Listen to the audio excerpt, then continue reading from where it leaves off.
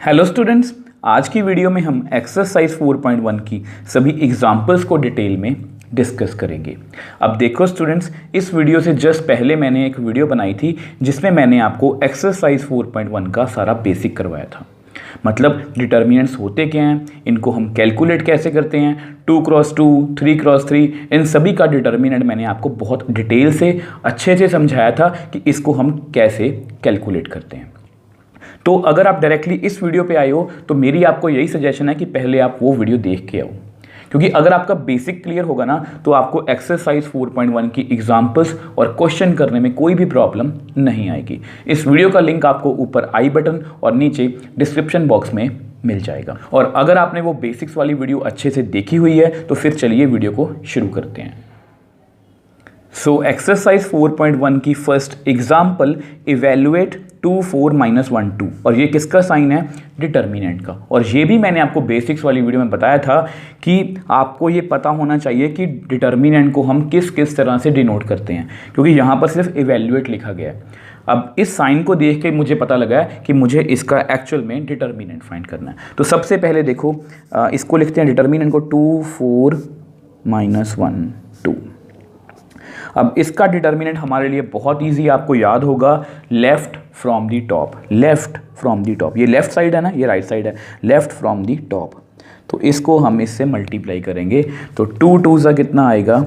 4। अब यहाँ पर आप लिखोगे माइनस, ये फॉर्मूले में ही यहाँ पर माइनस है। अब उसके बाद जो बाकी बच गया, -1 को 4 से करेंगे तो कितना आएगा? -4। अब माइनस माइनस क्या हो जाएगा? प्लस। तो मेरे पास कितना आंसर आ गया? 8। तो यानी कि 2, 4, -1, 2 का डिटर्मिनेंट, या इसको मैं कौन सा नंबर एसोसिएट कर सकता हूँ? 8। तो इस तरह से ये जो क्वेश्चन है ये हमारे लिए बहुत ईजी है। बस आपने छोटी छोटी बातों का ध्यान रखना है। जैसे कुछ बच्चे यहाँ पर क्या करते हैं, इसको मल्टीप्लाई किया 2 2 सा 4, -1 को 4 से किया -4, 4 - 4 0। यहाँ पर ये जो माइनस है ये लिखना जरूरी है। यहाँ पर चाहे कोई भी नंबर आए, यहाँ पर चाहे कोई भी नंबर आए, बट बीच में हमेशा क्या आएगा? माइनस। तो इन छोटी छोटी बातों का आपने ध्यान रखना है। So next example, evaluate x, x+1, x-1 और x। मतलब यहाँ पर भी हमें एक 2x2 डिटर्मिनेंट को इवेल्युएट करना है। आपको बताइए किसका साइन है? डिटर्मिनेंट का। अब यहाँ पर कुछ नंबर्स मैथमेटिक्स में थे, अब यहाँ पर हमें अलजेब्रिक फंक्शंस दिए गए हैं, बट उससे हमें कोई भी फर्क नहीं पड़ता। हमें जस्ट इसका प्रोसीजर पता है कि इसको हमें कैलकुलेट कैसे करना है। तो सबसे पहले इसको लिखते हैं x, x+1, x-1 और x। तो इसको मुझे कैलकुलेट करना है, तो आपको पता है left from the top. Left from the top, तो इसको एक बार मल्टीप्लाई कर लो तो कितना आएगा? x into x, x square, यहाँ पर माइनस। अब उसके बाद जो बाकी रह गया, क्या रह गया? x-1 into x+1। तो यहाँ पर ना माइनस है तो ब्रैकेट डाल लो, x-1, x+1। अब आपको पता है यहाँ पर मैं डायरेक्टली फॉर्मूला यूज़ कर सकता हूँ, a - b, a + b। तो कितना आंसर आएगा इसका? a² - b²। तो मैं ये वाला फॉर्मूला यहाँ पर यूज़ करने वाला हूँ, तो यूज़ करते हैं, = x² माइनस a कितना है यहाँ पर? x, b कितना है यहाँ पर? 1। तो ये कुछ आ गया, तो ब्रैकेट को खोल लो, मतलब माइनस को अंदर ले जाओ, -x² माइनस माइनस प्लस 1 का स्क्वायर 1। तो आपके सामने ये आपस में कट हो गया, x² - x²। तो विच एम्प्लाइज, तो देख लो x, x+1, x-1 और x, इसका आंसर कितना आ गया? 1। तो देख लो, इसको भी हमने बड़ी ही ईजिली सॉल्व कर लिया। जस्ट हमारे बेसिक्स क्लियर होने चाहिए। जस्ट आपको ये पता होना चाहिए कि 2x2 डिटर्मिनेंट को कैलकुलेट कैसे करते हैं। नंबर्स चाहे जो मर्जी आ जाएं, जैसे यहाँ पर मैथमेटिक्स में चाहे अलजेब्रिक आ जाएं और चाहे ट्रिग्नोमेट्री में कुछ आ जाए, बट हमारा प्रोसीजर क्या रहेगा? Same. So next example, evaluate the determinant. अब ये किसका साइन है? डिटर्मिनेंट का आपको पता है, हमने बेसिक्स वाली वीडियो में पढ़ा था। इसको हम क्या बोलते हैं? डेल्टा। 1 2 4 -1 3 0 4 1 0। अब यहाँ पर भी हमें डिटर्मिनेंट को ही कैलकुलेट करना है या इवेल्युएट करना है, बट यहाँ पर जो डिटर्मिनेंट है वो थोड़ा सा बड़ा है। लास्ट एग्जाम्पल में क्या था? 2x2, अब यहाँ पर क्या है? 3x3, और ये भी हमें अच्छे से आता है। तो सबसे पहले इसको लिखते हैं 1 2 4 -1 3 0 4 1 0। ठीक है, तो आपको बताया कि हम एक 3x3 डिटर्मिनेंट को किस तरह से फाइंड करते हैं। आपको मैंने बेसिक्स वाली वीडियो में अच्छे से समझाया था कि एक 3x3 डिटर्मिनेंट को फाइंड करने के लिए हमारे पास 6 डिफरेंट वेज हैं। मतलब उसको आप रो 1 से भी मतलब फाइंड कर सकते हो, रो 2 से भी फाइंड कर सकते हो, रो 3 से भी फाइंड कर सकते हो। सेम वे से इसको आप कॉलम 1, कॉलम 2 या कॉलम 3 से भी फाइंड कर सकते हो। आपको जो अच्छा लगे आप उसी के अकॉर्डिंग इसको सॉल्व कर सकते हो और आपके आंसर को कोई भी फ़र्क नहीं पड़ेगा। बट इन जनरल मैंने आपको बताया था, इन जनरल हर एक बुक में इसको रो 1 से ही एक्सपेंड किया जाता है। तो मैं यहाँ पर रो 1 से ही करूँगा। तो यहाँ पर आप लिख दो बाय एक्सपेंडिंग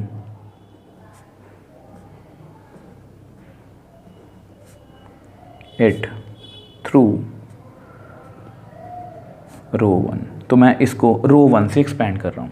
अब देखो रो 1 से मुझे एक्सपेंड करना है तो आपने मेनली 2 बातों का ध्यान रखना है। सबसे पहली बात कि यहाँ पर डिटर्मिनेंट में साइन कौन से आएंगे, प्लस, माइनस या प्लस। और दूसरा इसको हमें ब्रेक कैसे करना है। तो देखो यहाँ पर मैंने लिख के रखा है, आपको पता है ये डिटर्मिनेंट है 3x3, ये रो 1 है, ये रो 2, ये रो 3, ये कॉलम 1, कॉलम 2, कॉलम 3। तो मैं रो 1 से कर रहा हूँ तो मैंने यहाँ पर अंडरलाइन किया है। तो पहला एलिमेंट कौन सा है, 1 1 1 प्लस 1 कितना बना, 2 2 मतलब इवन, इवन मतलब पॉजिटिव। तो यहाँ पर सबसे पहला कौन सा साइन आएगा, प्लस। पहला एलिमेंट कौन है, 1। अब क्या करेंगे हम, 1 वाली रो और 1 वाली कॉलम को हम छोड़ देंगे। 1 वाली रो और 1 वाली कॉलम को हमने छोड़ दिया। हमारे पास कितना रह गया, 3 0 1 0, 3 0 1 0। अब आगे चलते हैं। अब आगे कौन सा एलिमेंट है, A1 2, 1 + 2 3 3 मतलब ऑड, ऑड मतलब नेगेटिव। तो यहाँ पर माइनस का साइन आएगा। यहाँ पर कौन है, 2। तो आगे चलते हैं। अब 2 वाली रो और 2 वाली कॉलम को हम छोड़ देंगे ऐसे करके। तो हमारे पास कितना रह गया, -1 4 जो आपको दिख रहा है, -1 4 0 0। अब आगे चलते हैं। 1 3, 1 + 3 4 4 मतलब पॉजिटिव, और यहाँ पर कौन है, 4 ही है। ठीक है। तो सेम वे से 4 वाली रो और 4 वाली कॉलम को छोड़ दो। तो क्या दिख रहा है आपको, -1 3 4 1। इनका आपने ऑर्डर नहीं चेंज करना, -1 यहीं पर आएगा, 3 यहीं पर आएगा, ऐसे ही लिखना है इसको। ऐसा नहीं कि -1 यहाँ पर 3 यहाँ पर लिख रही है, ऐसा नहीं करना। ठीक है। तो अब देख लो हमने इसको ब्रेक कर लिया, 2x2 2x2 2x2। अब जस्ट हमें इसको एक्सपेंड करना है और वो हमारे लिए बहुत ईजी है। तो यहाँ पर लिखो 1। आपको पता है ये 2x2 डिटर्मिनेंट है और इसको हम कैसे सॉल्व करते हैं, लेफ्ट फ्रॉम दी टॉप। 3 × 0 कितना आएगा, 0 माइनस जो बाकी रह गया 1 × 0 कितना आएगा, 0। सेम वे से -2। अब फिर से लेफ्ट फ्रॉम दी टॉप, -1 को 0 से करेंगे तो 0 माइनस, अब जो रह गया 4 को 0 से करेंगे तो 0, अगेन 0 प्लस 4। अब आगे चलते हैं, लेफ्ट फ्रॉम दी टॉप, -1 को 1 से किया तो -1 माइनस। अब आगे चलते हैं, 4 को 3 से किया, 4 3 ज़ा 12। तो देख लो यहाँ पर कितना आएगा, 0 0 - 0 0 4। यहाँ पर कितना आ गया, -13। तो यानी कि 0 0 -52। तो विच एम्प्लाइज 1 2 4 -1 3 0 4 1 0। इसके साथ मैंने कौन सा नंबर एसोसिएट किया है, -52। मतलब इसका डिटर्मिनेंट का आंसर कितना आया, -52। और ये हमारे लिए बहुत इजी है। हमने बेसिक्स वाली वीडियो में इसको अच्छे से सीखा है। सबसे पहले हमने इसको रो 1 से एक्सपेंड किया, उसको ब्रेक किया। आपको वो आता है कि प्लस माइनस कैसे आएगा, यहाँ प्लस माइनस प्लस। उसके बाद मैंने इन तीनों डिटर्मिनेंट को सॉल्व किया और अल्टीमेटली हमारे पास हमारा आंसर आ गया। So next example, evaluate delta is equal to 0 sin alpha minus cos alpha minus sin alpha 0 sin beta cos alpha minus sin beta 0। अब यहाँ पर भी हमें एक 3x3 डिटर्मिनेंट को फाइंड करना है। बिल्कुल लास्ट क्वेश्चन के जैसा ही है, जैसा मैंने आपको बताया था। देखो बेसिक्स आपके क्लियर होने चाहिए। लास्ट पेज पे क्या था, मैथमेटिक्स में कुछ नंबर थे, अब यहाँ पर ट्रिग्नोमेट्री में कुछ फंक्शंस हैं। बट उससे हमें कोई फ़र्क नहीं पड़ता, हमें जस्ट अपना बेसिक क्लियर चाहिए। हमें जस्ट ये पता होना चाहिए कि 3x3 डिटर्मिनेंट को हम कैसे फाइंड करते हैं। सबसे पहले यहाँ पर लिख लो 0 sine alpha minus cos alpha minus sine alpha 0 sign beta cos alpha minus sign beta और 0। ठीक है। तो जैसा कि मैंने बताया था, इसको बहुत सारे मेथड हैं, बहुत सारे वेज हैं इसको सॉल्व करने के। हम क्या करेंगे, बाय एक्सपेंडिंग। आप चाहो तो इसको कॉलम 1, कॉलम 2, कॉलम 3 या किसी भी और रो से भी कर सकते हो। मैं जनरली में हमेशा इसको रो 1 से ही एक्सपेंड करूंगा जब तक क्वेश्चन में ना लिखा गया हो। अगर क्वेश्चन में लिखा है कि इसको रो 3 से एक्सपेंड करो या रो 2 से करो या कॉलम 2 से करो, तो फिर उसको वैसे ही करना पड़ेगा। बट यहाँ पर जस्ट हमें इवेल्युएट लिखा गया है तो मैं इसको ऐसे ही करूँगा, बाय एक्सपेंडिंग थ्रू रो 1। तो मैं इसको रो 1 से एक्सपेंड करूँगा। अब आपको पता है रो 1 के लिए हम 2-3 बातों का ध्यान रखेंगे। सबसे पहली बात तो ये, पहला एलिमेंट कौन सा है, A1 1, 1 + 1 2, 2 मतलब पॉजिटिव, तो यहाँ पर हम क्या लिखेंगे प्लस। कौन सा एलिमेंट है, 0। ठीक है, अब देखो, अब आपको पता है कि 0 वाली रो और 0 वाली कॉलम को हम छोड़ देंगे। ये देखो, तो हमारे पास कितना बच गया, 0 sign beta minus sign beta और 0। आगे चलते हैं। अब आगे क्या है, 1 2, 1 2 मतलब 3, 3 मतलब नेगेटिव, नेगेटिव यहाँ पर कौन है, साइन अल्फ़ा। देखो यहाँ 1 1 लिखा है ना, A11 मतलब 0, A12 मतलब साइन अल्फ़ा, A13 मतलब माइनस कॉस अल्फ़ा, वही हमें लिखना है। ये जस्ट ये इसलिए लिखी है ताकि आपको पता लगे कि यहाँ पर साइन कौन सा आएगा। तो माइनस साइन अल्फ़ा। अब देखो माइनस साइन अल्फ़ा वाली हमें रो और कॉलम को छोड़ना है, साइन अल्फ़ा वाली रो और इस कॉलम को हमें छोड़ना है।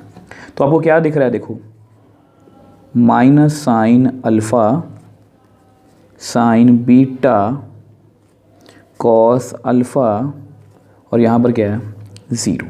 ठीक है, अब आगे चलते हैं। अब आगे कौन सा एलिमेंट है, 1 3, 1 3 मतलब 4, 1 + 3 4, 4 मतलब पॉजिटिव, और यहाँ पर कौन सा है, माइनस कॉस अल्फ़ा। तो बस इस माइनस और प्लस में आपने गड़बड़ नहीं करनी, यहाँ पर पहले से ही माइनस है। ठीक है, तो आगे चलते हैं। तो हमें इस वाली रो और इस वाली कॉलम को छोड़ना है, तो छोड़ देते हैं। तो देखो हमारे पास कितना रह गया, हमारे पास रह गया minus sine alpha, 0 cos alpha और माइनस साइन बीटा। तो ये देख लो, हमने इसको 3x3 डिटर्मिनेंट को ब्रेक करके 2x2 डिटर्मिनेंट में लिख लिया। अब इसको हम एक्सपेंड भी कर लेते हैं, अब वो हमारे लिए बहुत ईजी है। तो सबसे पहले क्या लिखेंगे, 0। अब आपको पता है कि लेफ़्ट फ्रॉम दी टॉप, तो 0 को अगर आप 0 से मल्टीप्लाई करोगे तो कितना आएगा, 0। अब उसके बाद यहाँ माइनस डालना कभी नहीं भूलना, क्योंकि ये फॉर्मूले में है। अब इसको इससे, अब देखो माइनस साइन को साइन से करोगे तो माइनस साइन स्क्वायर बीटा। ठीक है, अब आगे चलते हैं, माइनस साइन अल्फ़ा। अब देखो यहाँ पर भी left from the top, minus sine alpha को 0 से किया तो 0 माइनस, अब उसके बाद जो बाकी बच गया, cos alpha sine beta, cos alpha sine beta. अब आगे चलते हैं, plus minus minus cos alpha. अब इसको भी सॉल्व करो, लेफ़्ट फ्रॉम दी टॉप, इसको इससे करना है, माइनस साइन अल्फ़ा को माइनस साइन बीटा से किया, plus sine alpha sine beta minus, जो बाकी बच गया, कॉस अल्फ़ा को 0 से किया तो 0। तो ये हमारा यहाँ पर मैंने इसको एक्सपेंड भी कर लिया। अब जस्ट हमें सॉल्व करना है। अब देखो 0 यहाँ पर क्या बन गया, प्लस साइन स्क्वायर बीटा। वैसे तो इसका आंसर 0 ही आएगा क्योंकि बाहर यहाँ पर क्या है, 0 माइनस साइन अल्फ़ा, 0 माइनस, चलो एक बार मैंने लिख लिया गलती से, कॉस अल्फ़ा साइन बीटा। अब इसको अगर मल्टीप्लाई करोगे तो कितना आएगा, cos alpha sine alpha sine beta. तो यहाँ पर कितना आएगा, 0। अब इसको मल्टीप्लाई कर लो, minus minus plus sine alpha cos alpha sine beta. अब इसको भी इसी फॉर्म में लिख लो, sine alpha cos alpha sine beta. ठीक है, अब आपके सामने आए दोनों सेम नंबर है। अब ऐसा करते हैं, इसको नेक्स्ट पेज पे आपको एक्सप्लेन कर देता हूँ। अब देखो आपके सामने ही है sign alpha cos alpha sine beta, sign alpha cos alpha sine beta, यहाँ प्लस है यहाँ माइनस है, ये आपस में कट हो गए, तो हमारे पास कितना आंसर आ गया, 0। तो which employees 0 sine alpha minus cos alpha minus sine alpha 0 sign beta cos alpha minus sign beta 0। तो इसका आंसर कितना आ गया हमारे पास, 0। अब देख लो आपके सामने ही है, इस क्वेश्चन को भी हमने बड़ी ही ईजिली सॉल्व कर लिया। अब देखो कुछ बच्चों को ऐसा होता है कि उनको ट्रिग्नोमेट्रिक फंक्शन से थोड़ी सी एलर्जी होती है, मतलब उनको वो क्वेश्चंस मुश्किल लगते हैं। अब देखो ऐसा कुछ भी हमने यहाँ पर किया, हमने जस्ट अपने बेसिक किया, हमने जस्ट उसको पहले ब्रेक किया 2x2 में, उस डिटर्मिनेंट को, तीनों डिटर्मिनेंट्स को सॉल्व किया और अल्टीमेटली हमारे पास हमारा आंसर आ गया। सो नेक्स्ट एग्जाम्पल, और इस एक्सरसाइज की हमारी last example, find the value of x for which 3x x1 ये कोई डिटर्मिनेंट है इज इक्वल टू 3 2 4 1 ये भी कोई डिटर्मिनेंट है। मतलब इन दोनों डिटर्मिनेंट्स की वैल्यू, अगर मैं आपको क्वेश्चन को समझाना चाहूँ, इन दोनों डिटर्मिनेंट्स की वैल्यू इक्वल है, तो किस x की वैल्यू के लिए दोनों डिटर्मिनेंट्स की वैल्यू क्या है, इक्वल। तो ये हमारा क्वेश्चन है और ये क्वेश्चन हमारे लिए बहुत ईजी है। अब देखो क्वेश्चन करने के बाद मैं आपको इस क्वेश्चन में एक और चीज़ बताने वाला हूँ जो आपको MCQs में बहुत हेल्प करेगी। ये क्वेश्चन माइनर से डिफरेंस से आ सकता है और वो जो क्वेश्चन होगा वो कम्प्लीटली चेंज होगा और वो मैं आपको बाद में बताऊँगा। पहले इसको सॉल्व करते हैं। आपको पता है हमें दो डिटर्मिनेंट दिए गए हैं और दोनों क्या हैं, इक्वल, तो उनको लिख लो। ठीक है, अब इन दोनों को आपको सॉल्व करना आता है। ये 2x2 डिटर्मिनेंट है, तो लेफ्ट फ्रॉम दी टॉप, तो इसमें कौन सी मुश्किल बात, 3 × 1 3, 3 × 1 3 लिख लो। अब बाकी जो बच गया x × x 4 × 2, तो यहाँ पर माइनस है, यहाँ माइनस है, x × x x square is equal to 4 × 2 8, तो कितना आ गया, 3 - x square is equal to 3 - 8 -5। अब इस 3 को भी आप उधर ले जाओ, तो -x square is equal to -5 - 3, तो which implies -x square is equal to -8 -5 -3 -8। अब ये दोनों आपस में कट कर दो, माइनस और माइनस। ठीक है, तो हमारे पास कितना आ गया, x square is equal to 8, which implies x is equal to ±√8। अब √8 को आपको कैलकुलेट करना आता है, आप सभी को पता है। √8 इसको मैं ऐसे लिख सकता हूँ 2 × 2 × 2। अब यहाँ से पेयर बाहर आ गया, मतलब 2√2। तो कितना आंसर आ गया अल्टीमेटली हमारे पास, x इज इक्वल टू +-2√2। अब ये जो आंसर है ये परफेक्टली NCERT से हमारे मैच कर रहा है। मतलब x की इन दोनों वैल्यूज़ के लिए +-2√2, इन दोनों वैल्यूज़ के लिए ये जो डिटर्मिनेंट है इनका आंसर क्या होगा, सेम। मतलब यहाँ पर x की दोनों ही वैल्यूज़ हम यहाँ पर फिल कर सकते हैं, बट एक टाइम पे एक वैल्यू। मतलब देखो, मतलब ये है कि 3, अगर मैंने 2√2 फिल किया यहाँ पर x की जगह पर, तो यहाँ पर भी मैं 2√2 ही फिल करूँगा। तो सॉल्व करना जरा इसको, 3 × 1 = 3 माइनस 2 को 2 से किया, देखो चलो मैं लिख के दिखा देता हूँ आपको, ये है ना, आपको बता 3 2 2 = 4 √2 √2 तो कितना आ गया, 3 - 8 -5, राइट साइड में -5 ही है। ठीक है, अगर आप यहाँ पर माइनस भी दोनों जगह लगा दोगे तो माइनस माइनस क्या हो जाएगा, प्लस, तो सेम आंसर ही आएगा। तो मतलब हमें दोनों जगह सेम वैल्यू ही फिल करनी है। अब देखो वो बात बताता हूँ आपको जो मैंने आपको क्वेश्चन की स्टार्टिंग में बताई थी कि ये क्वेश्चन माइनर चेंज के साथ आपको MCQ में पूछा जा सकता है। देखो अगर यही क्वेश्चन, देखो यही क्वेश्चन आपको एग्जाम में आए, यही क्वेश्चन सेम, ठीक है। अब देखो मान लो ये क्वेश्चन ऐसे आ जाए, अब आप मेरे को बताओ इसका आंसर कितना होगा।